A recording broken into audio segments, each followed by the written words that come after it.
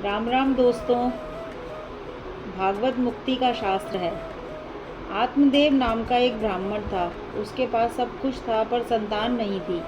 वह काफ़ी दुखी रहता था। उसकी पत्नी का नाम था धुंधली। हमारी बुद्धि में भी धुंधली ही बसती है। आत्मदेव आत्महत्या करने नदी तट पर गया।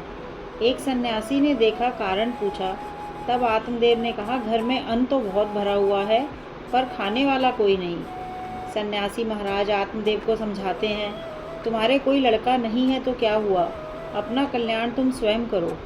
परंतु आत्मदेव का दुख पिंडदान देने वाला कोई नहीं है।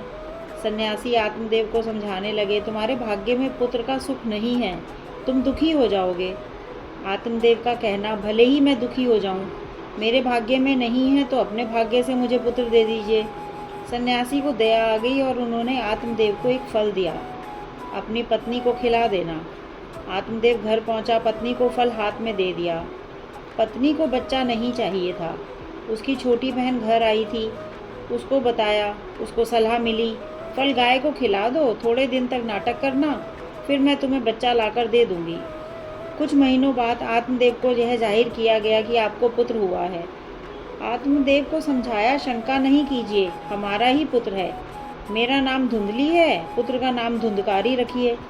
उधर संत की प्रसादी से गाय माता ने बालक को जन्म दिया, जिसका शरीर मानव का और कान गाय के समान। उस बालक का नाम गौकर्ण रखा गया। गौकर्ण महान ज्ञानी और धुंधकारी दुराचारी हुआ।